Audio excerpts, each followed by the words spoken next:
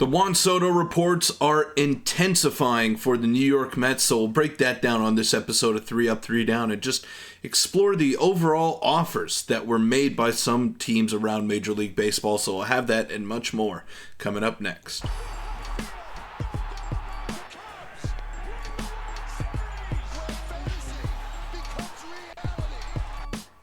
Welcome in, everybody, to 3 Up, 3 Down. I'm your host, Peter Vryonis, and today we're going to be talking about Juan Soto and the New York Mets' pursuit of him, as well as some other teams that are involved in the sweepstakes. Some teams were said to have made offers to the superstar outfielder already, and the offseason is just getting started. But before we get into all of that, I want to let you know that a large percentage of you watching these videos are not subscribed to the channel, so go ahead and hit that sub button. It'd mean the world to me because we're very close to my goal of 2,000 subscribers. So guys, thanks so much for all the support that we've gotten, and let's not waste any time. Let's get straight into the video. Juan Soto reportedly has offers from these 5 teams per John Morosi and Randy J. Miller: the Red Sox, Dodgers, Mets, Yankees, and Blue Jays. Now, the one thing, we don't have exact figures of these contracts. I assume that they're probably in the $650 to $700 million range. That's what we've been hearing all offseason long, and it could surpass that because if we circle back to last offseason, Shohei Ohtani was always $600 million. It was always that 6 at the beginning, and then it ended up being 7. So maybe it's even more than what we're expecting this time around with Juan Soto. I truly have no idea on that front. But what I did want to get to is that Hector Gomez, who is very in tune with a lot of the Latin players and a lot of the Dominican players around Major League Baseball, said that the Red Sox increased their original offer to Juan Soto, both in years and total value. Now, I wanted to get to the first reply of this because I found it very funny, and it's from Stanton. I guess this guy's a Yankees fan. He's saying, went from 5 years, $60 million to 8 years, $100 million. Sources confirm, with the eyeballs bulging over there.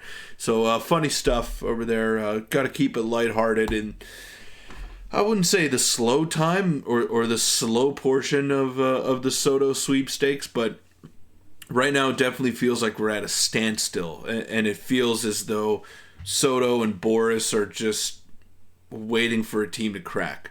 They are waiting for a team to do something ill-advised and stupid and make an offer that maybe they wouldn't have made had they not been in a more desperate position. And people are not acknowledging the significance of what this means in New York City.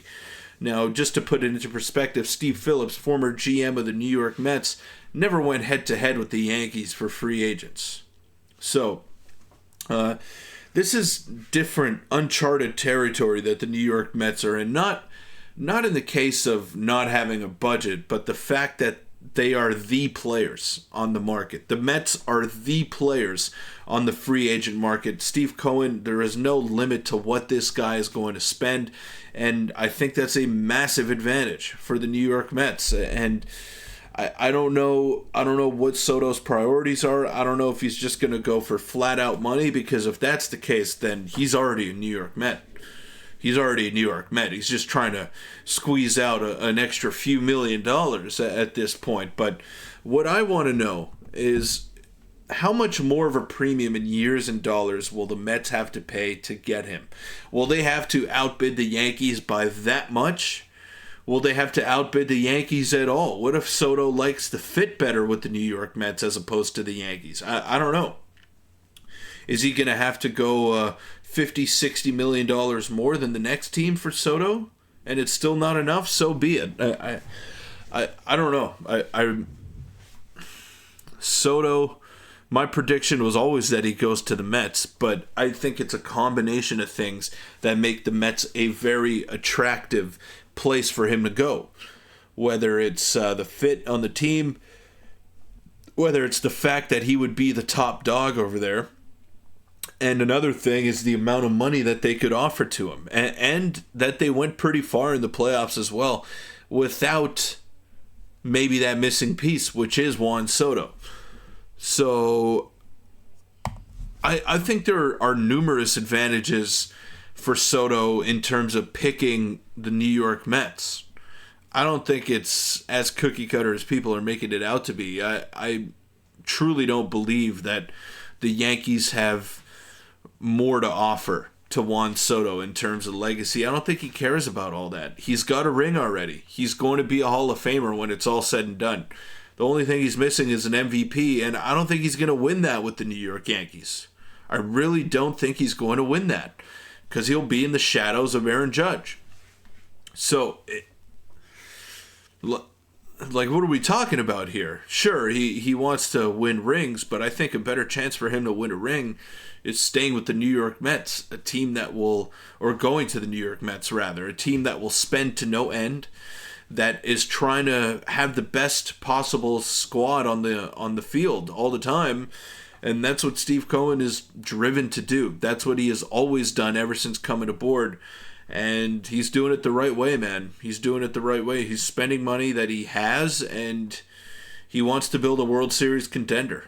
He wants to build ultimately a World Series winner. So I get all that. And John Morosi continues to say that he thinks the Yankees and Mets are much more likely to land Soto. The Red Sox could very easily pivot and sign a Corbin Burns. Maybe they pursue Blake Snell, who both happen to be represented by Scott Boras. So the Red Sox kind of feel like an afterthought in this entire process. I wouldn't say the Blue Jays feel like an afterthought because they're willing to spend as well. They were right there until the end in the Shohei Ohtani sweepstakes. They offered the same exact contract, so I would not rule them out of this of the running here. But the Dodgers, who have also made an offer, are an interesting team to keep our eyes on because they went through some unexpected financial gain last year.